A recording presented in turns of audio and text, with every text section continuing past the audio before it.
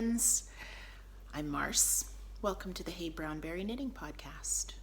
I'm so happy you're here to join me.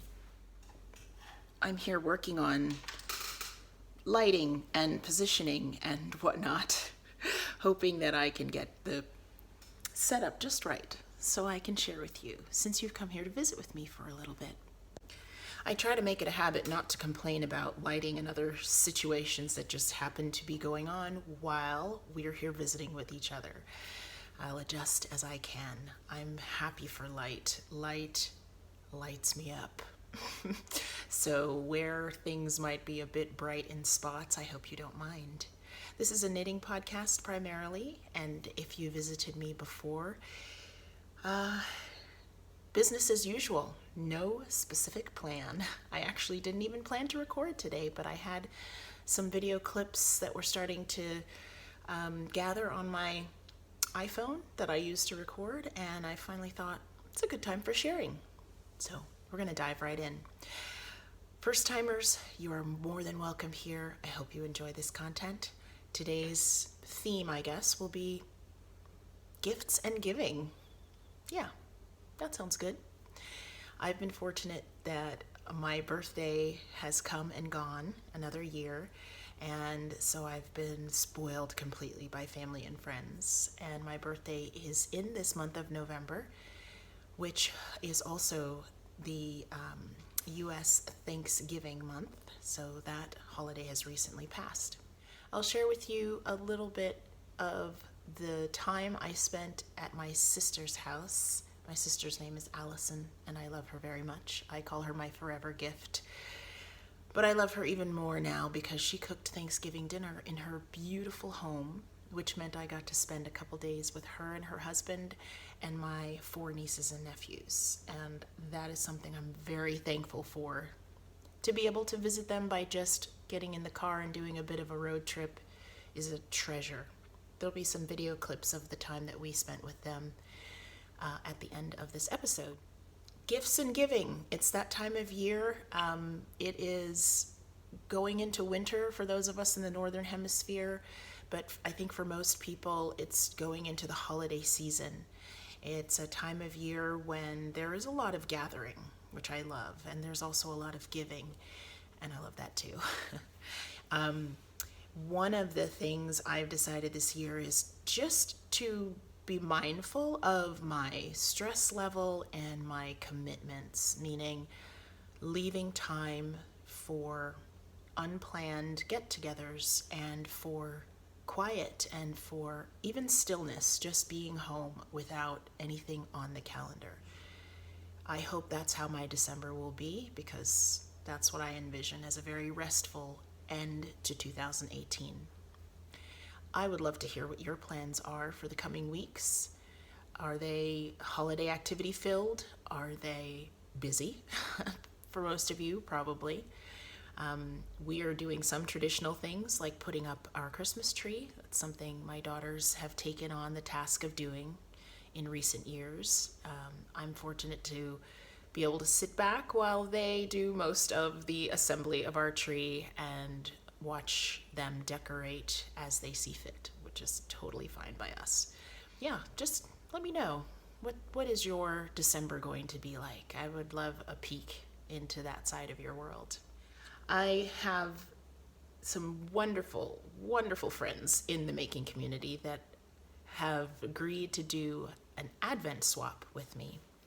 So the timing of Advent is typically the days leading up to the 25th of December. And I'll just be very candid, I'm not a very religious person. I was raised in a pretty religious, spiritual household, so I'm quite familiar with Christian-based traditions and other things surrounding Christmas. But I'm participating in Advent as more of a loose format for gift giving and for making. And 2 of my friends, Maria of the Ninja Chickens podcast and Natalie of Remembrances Pottery, and I have decided this year to exchange Advent calendars, essentially. Many of you are familiar with the concept of 24 or 25 items, each one of which is opened or experienced in the days leading up to Christmas. And the three of us have decided that we would make or purchase or create in some way 12 items for each of the other two. So that means each person will have 24 items to open starting December 1st, which is in a few days. Now, I have been good. I have not opened anything yet from these two lovely ladies that I wasn't supposed to. I did receive some lovely things that were meant for me to open already, and they were so kind to me that I've been able to hold off on not peeking into the packages. Yeah, let's start with that. Some of the things that I received from Natalie for my birthday are for my dye pantry. I do some yarn dyeing and fabric dyeing, sometimes with natural dyes made from plants and food waste, we'll call it. And Natalie has constantly enabled me in this endeavor. Part of my birthday gift package.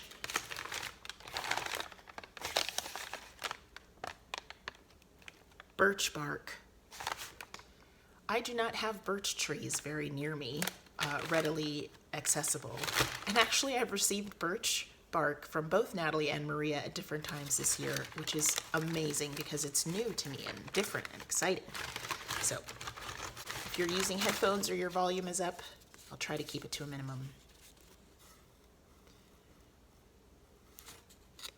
Isn't that amazing? Now, I grew up in central Canada, and birch trees were much more common than they are here in South Florida, where I live now. And I was always fascinated by how you could write on birch bark, the beautiful designs that occur naturally on the bark. I just find it fascinating. So I love it to look at, but it turns out it also makes very good material for dyeing. Both wool or yarn or protein fibers of some kind and plant fibers like cotton and fabric. So I'll be making use of that. That's going in my dye pantry. So that's one of the gifts I received that I thought I'd share with you. I've been exploring this year dye materials that are easy to get, really easy to access. And that's why food waste like avocado skins, pomegranate skins, yellow onion skins are my primary materials for dyeing in somewhat large quantities when I'm doing yarn or large pieces of fabric. They're easy to get. My husband eats a lot of avocados and pomegranates. And because of where we live, there are long seasons where I can get those, and they make beautiful dyes. I find that it's so satisfying to eat an item, store its skins for a little while, let's say in the case of pomegranates, dye with it, and then compost the waste. So I'm going to give this birch bark a try. Excited. And just a little bit more about the Advent gifting. If you're considering doing something like this next year or you're participating this year, I'd love to hear about that too, actually. We're the three of us are into a lot of the same things, and we're connected by a lot of our fiber art love. And so there's no doubt I'm going to be ecstatic about the things in this package. But without even seeing the items yet, the packaging itself and the care that went into it is something I felt should be recorded for posterity on this podcast. Like this packaging from Maria.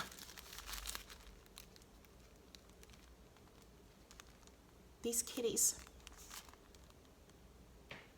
I've never been as tempted to own a cat as when I spent a week at Maria's house getting to know and love her 4 cats. So this wrapping with Christmas cats, love. No hints. Natalie is a potter, as I mentioned, and she also really, really loves packaging things and making them beautiful on the outside as much as what is inside. So here's a package from her.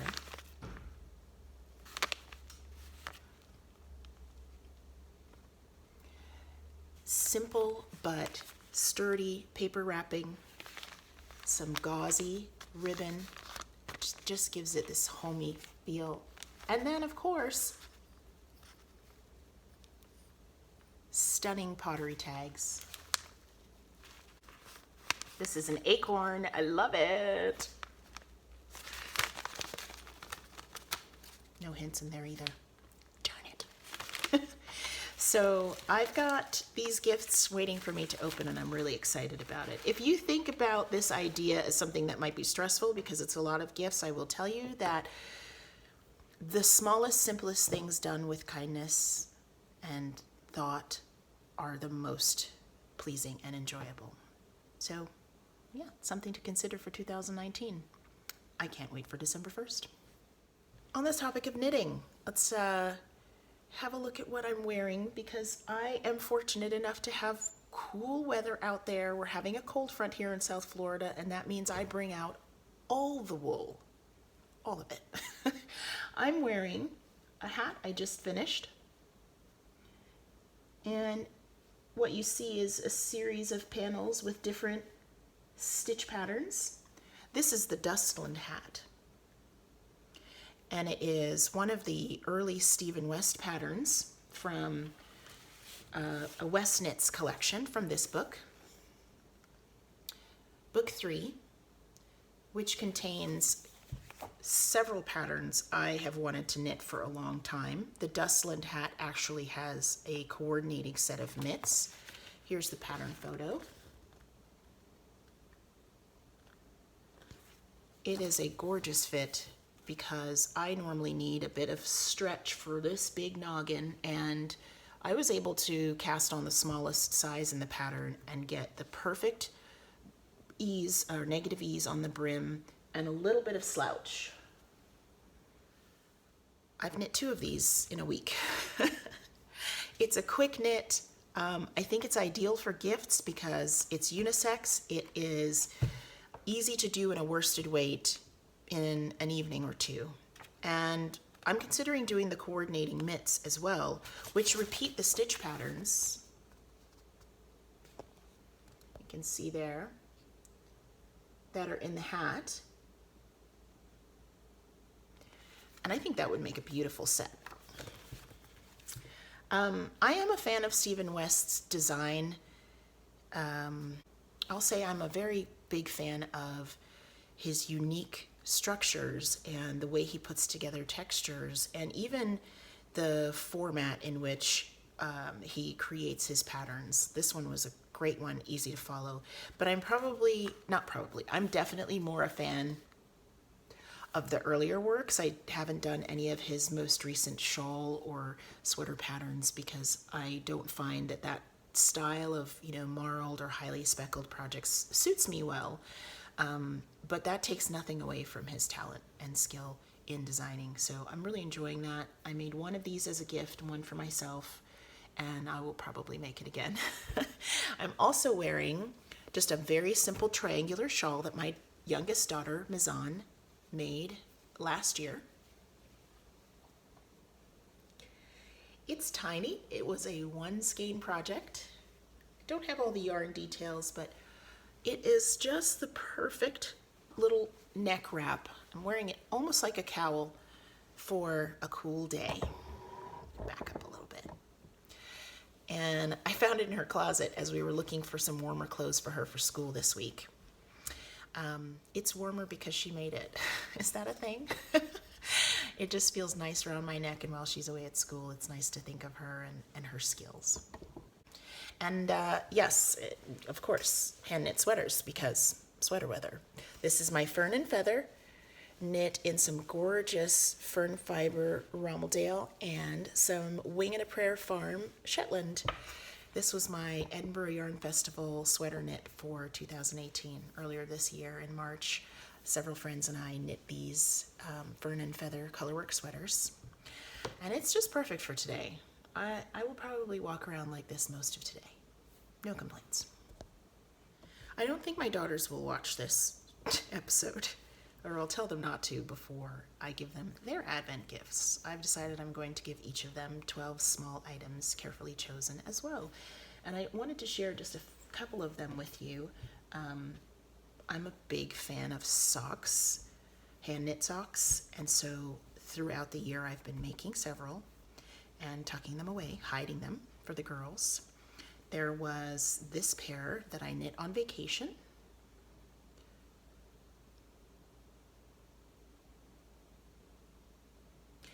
And as you can see, they're scrappy socks, just made up of a beautiful mini set that I had. I did a heel flap and gusset construction and knit these toe up and tried to do about, in most areas, tried to do about the same number of rows for each mini, just so that the color blocks would be the same size. But other than that, I love their randomness, and my daughter will too. She's also a knitter and very knit-worthy. I dye yarn under the Dynamics yarn label with my oldest daughter, and here is one of our Galaxy Unicorn colorways right here in the middle, mixed in with a tonal gray that we dyed for heels, toes, and cuff contrast.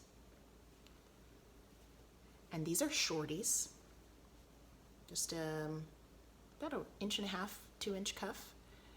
And so these are for my oldest daughter. I think she'll get a kick out of the fact that she dyed the yarn and now she gets to wear the socks. I feel so grateful to have knit-worthy kiddos because it gives me an excuse to use my stash. These might be hard to tell what these are at first.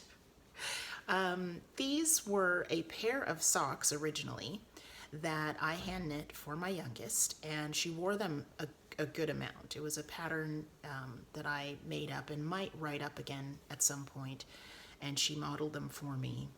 But unfortunately, they got tucked into something during laundry day and got thrown in the washing machine, which was fine, but it's 100% wool that I was gifted. And they went in the dryer, and this happened. They got completely felted. So initially I thought, there's nothing I can do to salvage them as socks. They were too small. They don't have much stretch left in them. But I think I saw a post on Instagram about something having to do with darning or repairing, and I want to say it was Nicole of Stash and Burn who had talked about turning socks into something else, and it might have even been what I've turned these into, which is fingerless mitts.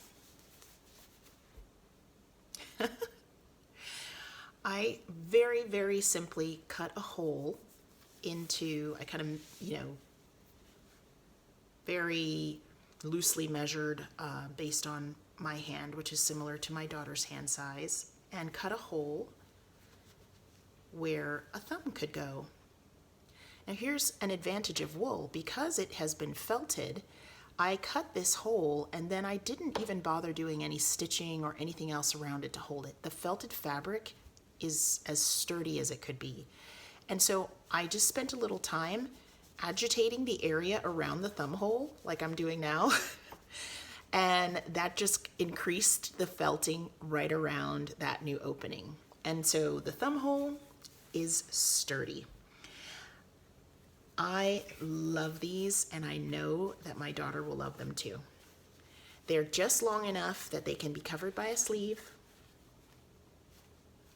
And there's a little bit of the pattern texture still visible on there. And they're still useful with your fingers exposed. I think she's going to be very surprised to see these again because she thought they were ruined after that washing and drying incident.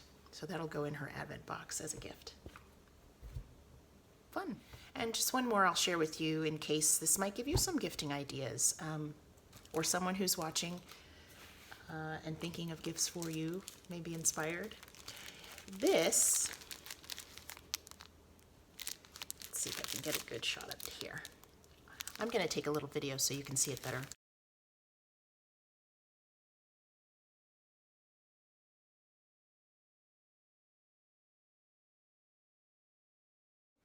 It's a teddy bear shaped bath bomb. I was watching Amy Beth of the Fat Squirrel podcast, and she often gives some great suggestions and ideas of things she does around her home, not just knitting or spinning related. And she was talking about an activity she did with her daughter, making homemade bath bombs.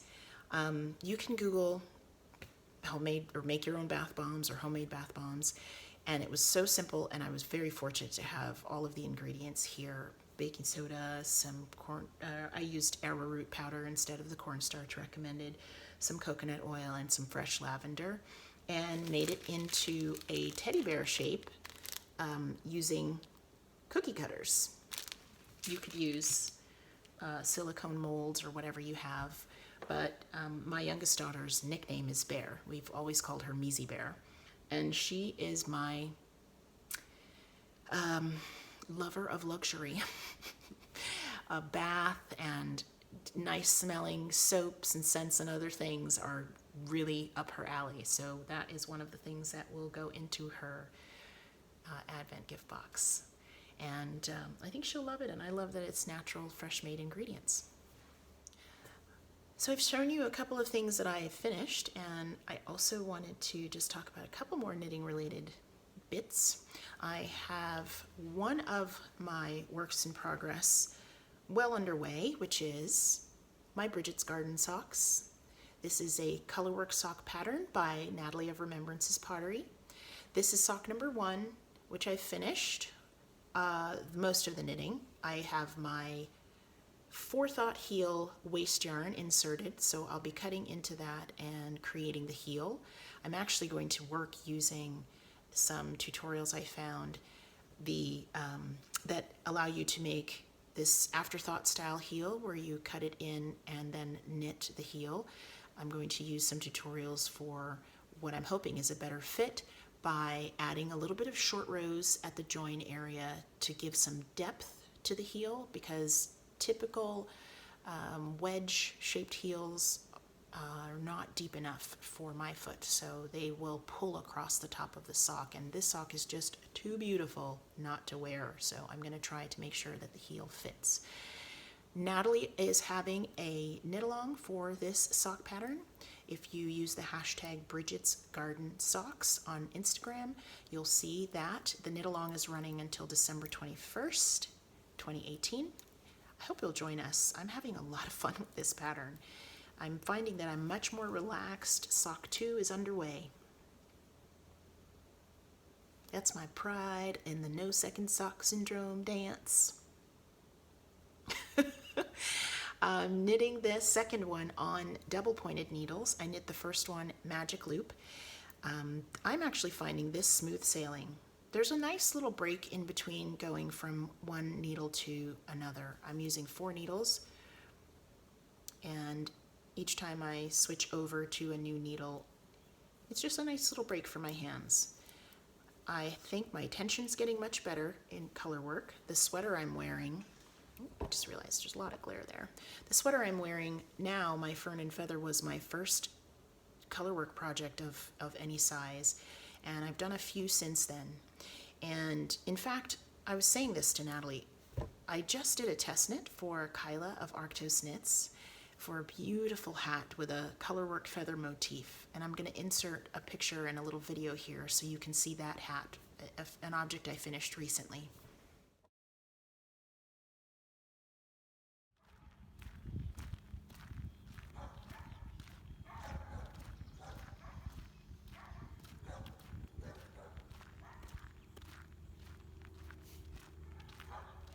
You'll notice in that video my husband is wearing the hat with a turned up brim. That's not actually the intent from the pattern, but it looks great on him, and I was a bit worried that because the hat was too small for me, I would put it down and not know exactly who to gift it to right away. But he tried it on, and almost every time I've knit him a hat, he puts it on and he turns up the brim.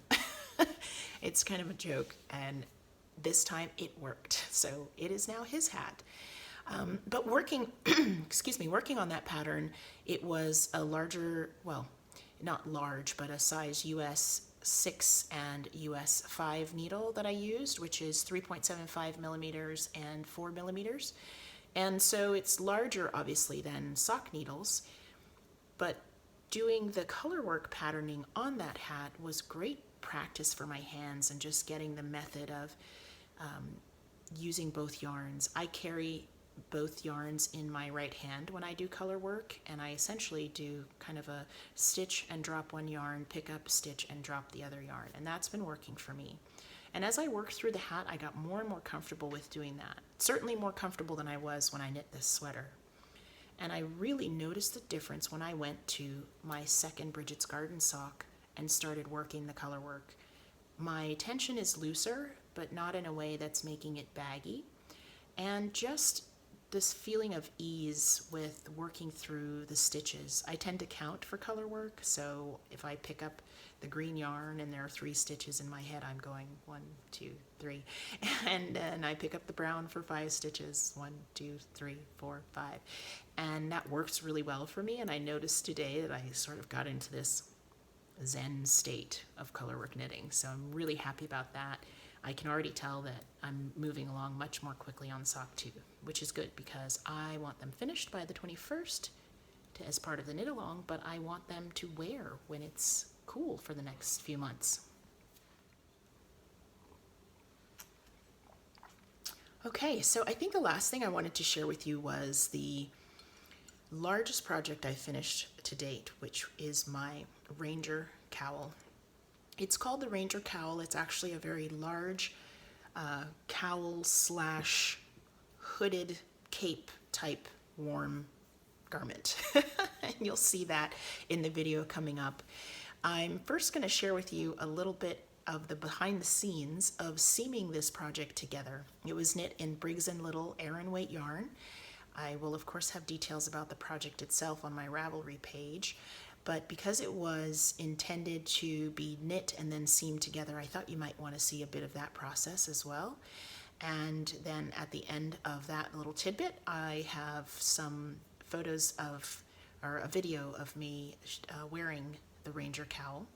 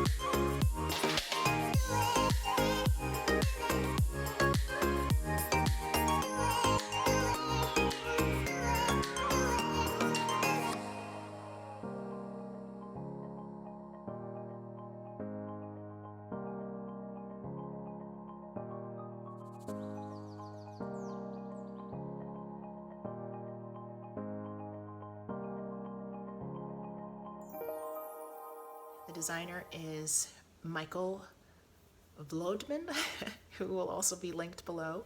And he's hilarious. I will link a video where he was interviewed by Christy Glass of the Christy Glass Knits channel, just so you can also get a behind the scenes view of the designer.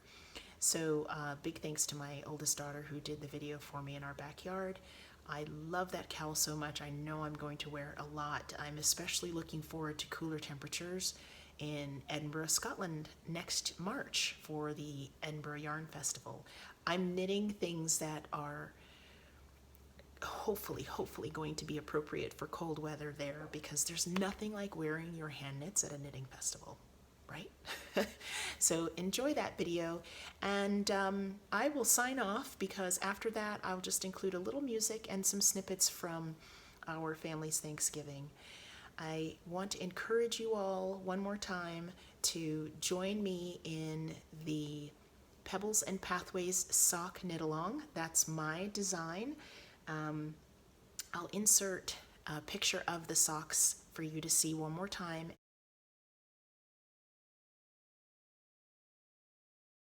And the hashtag. That's a knit along starting soon, December 1st, running through to the end of the year. And yeah, I hope you'll join us in knitting some cozy socks, whatever pattern you choose. And thank you again so much for all your support. I'm happy to have had time with you here, and I'll see you next time. Bye. Wonderful time. There are other ornaments that I know. Wonderful time of the year. We have 30 minutes, no ads, by the way. No, 8 to 12 or 4. We started at 12. So we have 7.5 hours at school. We have 15 minutes. So then after. Oh man, that's why that's going so badly. Wait, I saw this. Yeah. Oh yeah, oh my. For Jesus Christ's sake. You should have more closer.